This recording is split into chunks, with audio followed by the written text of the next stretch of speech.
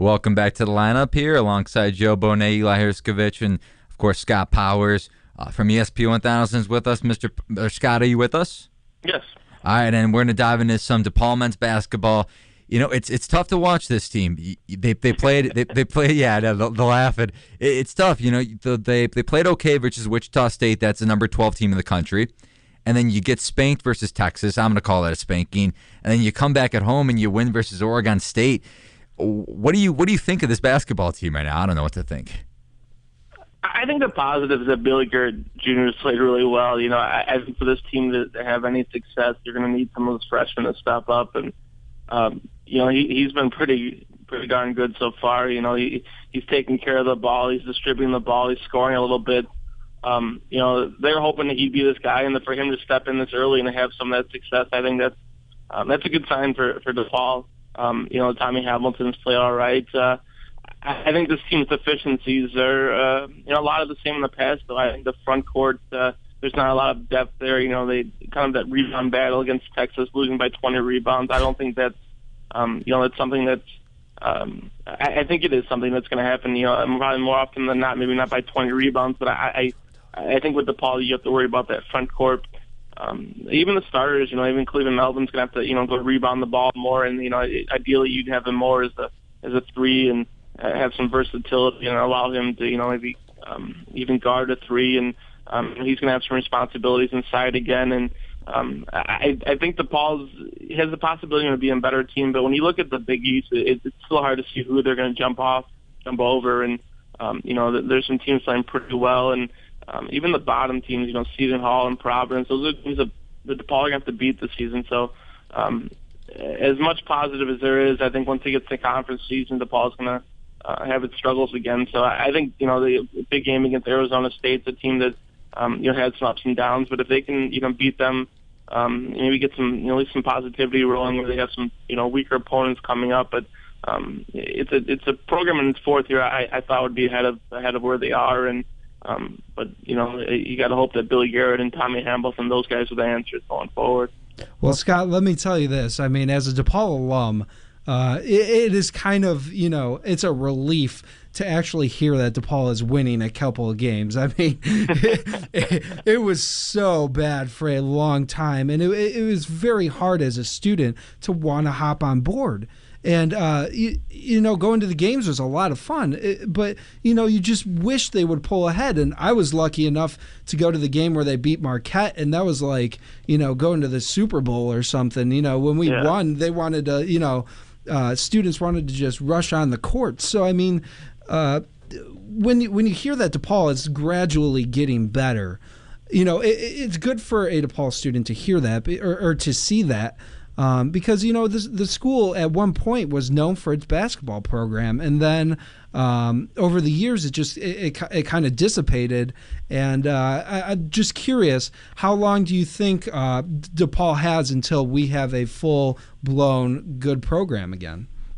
It's hard to tell because you're expecting a lot out of freshmen this season, and it's too bad that guys like Cleveland Melvin and Brandon Young aren't juniors. You know, the fact that those guys are seniors and all of a sudden you're rebuilding in those spots next season, you know, they have some talented guys coming in, but then you're dealing with young guys, and unless you have NBA guys, it's hard to compete with young guys in the Big East. And even though some of those names have changed on teams like Xavier and Butler, those are programs that are further ahead than DePaul and have more skill.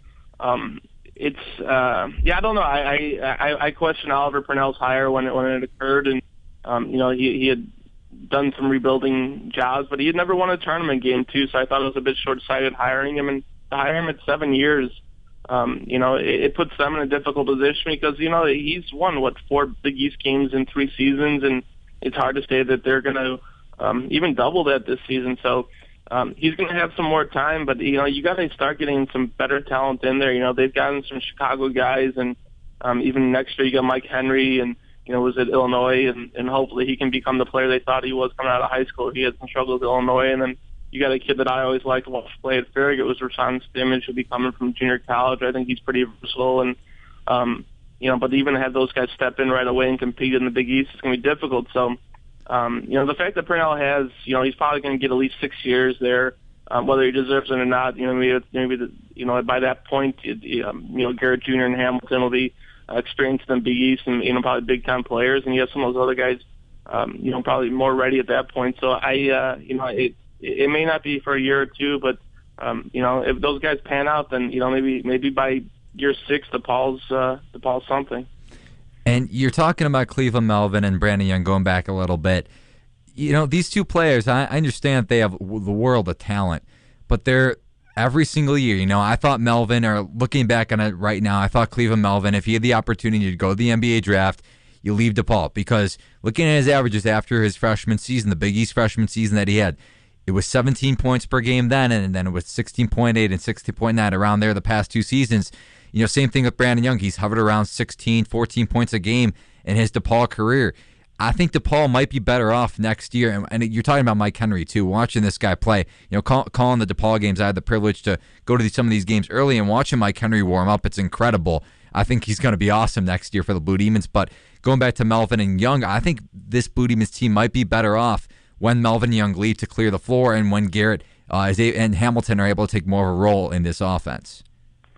Yeah, it's hard to say. I think Melvin and Young are both terrific college basketball players. Just because they may not be NBA players doesn't take away from anything they've done in their careers. Both of them are, they've been some really solid players throughout their careers. And I don't think DePaul's lost because of them. I think it's lost because of everyone else. I think they just never have received that sort of help. I mean, either of them are NBA players, but they're, and they have deficiencies to their games. But it's the fact that they couldn't get the rebounding, or they couldn't get the help. I mean, there were plenty of nights where those are the only guys, 2 guys in double figures. So, taking them away, I don't see how this, unless they, replace them with some studs, that I don't see how the team gets better right off the bat come next season. I think both of those guys, they maybe take some of the blame because they've been there 4 years, but I still think it's about who's been around them, and just not having those big men who've been able to really compete in the Big East. They've been often out rebounded, and asking, I think, Melvin to go inside has been, it's a little bit too much. He's not, he's got a big frame, but he's not exactly, I'd say, a really physical player, I think he's better off even stepping out on the perimeter and doing some other things, or, just being a versatile player. So, I guess I don't exactly agree, but I think both of those guys have wonderful careers, and, like I said, I think DePaul has some pieces that are coming in that can make them better, and Mike Henry can be one of them, where he was definitely a prolific scorer in high school. I watched him a lot, and defensively needs to work on some things. But if he can be that offensive player that Illinois hoped he was being, he saw at times, and I think that he automatically steps in the corner to make DePaul at least a better offensive team next year. Now, Scott, you mentioned before that Chicago is such a great area to recruit basketball players. There's a ton of great talent coming from Chicago, and with this new stadium they're building, do you think this is going to increase the chances of landing a big player, or was this just is this stadium a flop to begin with? Is this going to be a good idea for DePaul, or is this going to be something that is really going to be stagnant until we start seeing results on the court? Yeah, it's hard to say. I think having DePaul in Chicago, that certainly helps to some extent. It's not exactly in the neighborhood where you'd like the stadium to be. So there's some questions about just you want to create a better environment. Hopefully students will make that trip more, and having a better college environment certainly helps when you bring recruits there.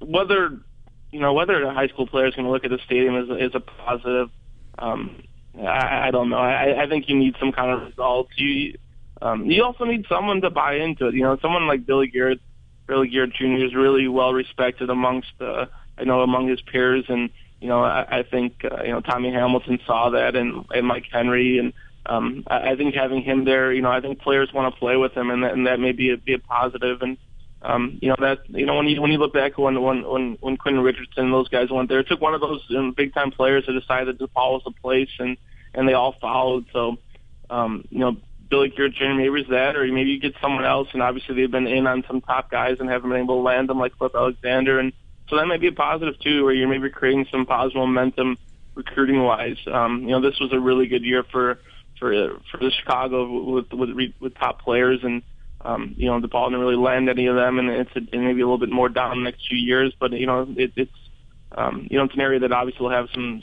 top players and McDonald's All-Americans and big time players again. So hopefully they cash in. But like I said, I think there's some positive recruiting. I think Rashawn Stammen, another Republic League kid, and I think before Wainwright was criticized for not getting Chicago kids, and Purnell said that he was going to make that a priority, and he has. So whether he's got the right Chicago kids yet, it's hard to tell. But he's done a better job in the city, and maybe Billy Garrett Jr. is that Pied Piper who brings over some better talent.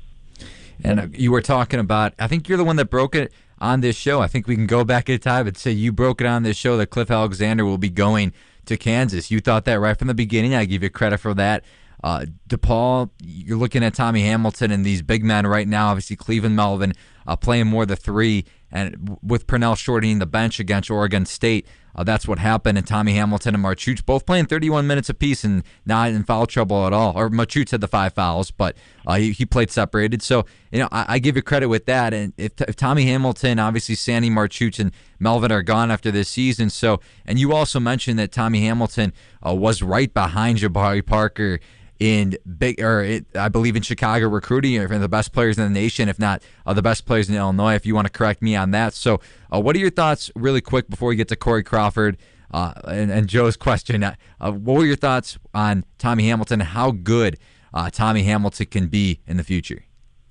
Well, as a 8th grader freshman, Jabari Parker, Tommy Hamilton, and the kid Alex Foster, who ended up in Minnesota, they were kind of considered the trio, and Jabari Parker's obviously the one that rose to the top. And, Hamilton had some ups and downs. And when he was young, he looked really good as a freshman. I think he dealt with some attitude problem and some weight issues. And he's obviously, taken off the weight and then went over to the prep school. And he kind of fell under the radar. And obviously, when you're in Chicago, you got a lot of publicity. When he was out in Florida, that kind of stopped. So, you didn't know how good he was even in his senior year. And you knew that, he had some potential. He's got a lot of size. He's got some skill. For DePaul recruiting him, it was, I think it was a pretty big deal to land him. I think, there's no given that he's going to be a successful player because you just didn't know what type of player he was at that point. But he stepped in, and he's obviously shown that he has some capability. And, as a big man, that's only going to improve. There's a lot of upside to him, and he definitely has some skills. So, I think he's a 4-year player and a guy that's only going to get better. The fact he's playing these sort of minutes early on, and the Big East test, so didn't get that experience too, is going to help him too. So I think both those guys, Billy Garrett Jr. and Tommy Hamilton, are guys that are 4-year starters and guys that can really help this program. So those are 2 big pieces, and they can start putting hopefully those other guys pan out, and you can put those pieces around them where hopefully we're not talking about Garrett Jr. and Hamilton being the Melvin and the Young in 4 years, but I think Tommy Hamilton can be a really nice player in college. Now, Scott, just to close out this DePaul talk here, now if you were to give a pitch to a potential basketball player in Chicago or anywhere to come to DePaul University to play, what would that pitch be? What does DePaul need to do to start recruiting this big talent besides just the numbers? Because obviously, the numbers can only get you so far at this point. Is firing Purnell the first thing on the list? What is the big move? What is the big the topic that will bring great talent here? Well, the one thing you hope is you can pitch someone on being that guy that turns the program around. But it's kids don't always buy into that. You'd think Cliff Alexander would have chosen DePaul or Illinois because he would have been a god at either one of those schools. He's just another guy. Now in Kansas, where he'll be remembered if he wins a national championship, but he goes with the other national title. So, even John Shire going to Duke over in Illinois. I mean, they're guys who that pitch hasn't always worked. So yeah, you'd like to express that to someone, but I'm not sure if that's the thing. But DePaul they're in a really good conference, arguably the best conference in the country, at least up there. I think you sell that exposure. They're on TV a lot now on Fox Sports. You sell that, and you sell the new arena.